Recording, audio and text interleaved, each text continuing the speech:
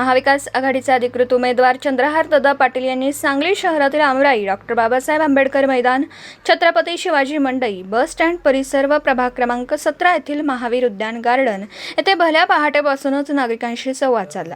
नागरिकांच्या काही अडीअडचणी संदर्भात नागरिकांनी पाटील यांच्याशी चर्चा केली आहे। या परिसरातील पानटपरी, हॉटेल्स व छोटे मोठे व्यावसायिक यांच्याशी संवाद साधला व गार्डन परिसरामध्ये काही अनेक उपाययोजना करण्यासंदर्भात नागरिकांनी चंद्रहार पाटील यांच्याशी चर्चा केली व नागरिकांनीही चंद्रहार दादा पाटील यांना उमेदवारी मिळाल्याबद्दल समाधान व्यक्त केलं व शुभेच्छा दिल्या।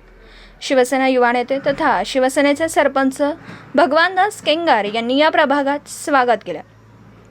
यावेळी शिवसेना महाविकास आघाडीचे उमेदवार डबल महाराष्ट्र केसरी चंद्रहार दादा पाटील, जिल्हा संघटक बजरंग पाटील, शंभूराज काटकर, शहर प्रमुख मयूर घोडके, रुपेश मोकाशी, विराज बुटाले, शिवसेनेचे सरपंच भगवानदास केंगार, किशोर ठाणेकर, धनाजी कोळपे, अनिल शेटे, शीतल थोरवे, ज्ञानेश्वर केंगार, मंदार काटकर, शिवसेना महिला पदाधिकारी व यांच्यासह अनेक शिवसैनिक व या परिसरातील मॉर्निंग वॉक ग्रुपचे नागरिक बंधू भगिनी मोठ्या संख्येने उपस्थित होते।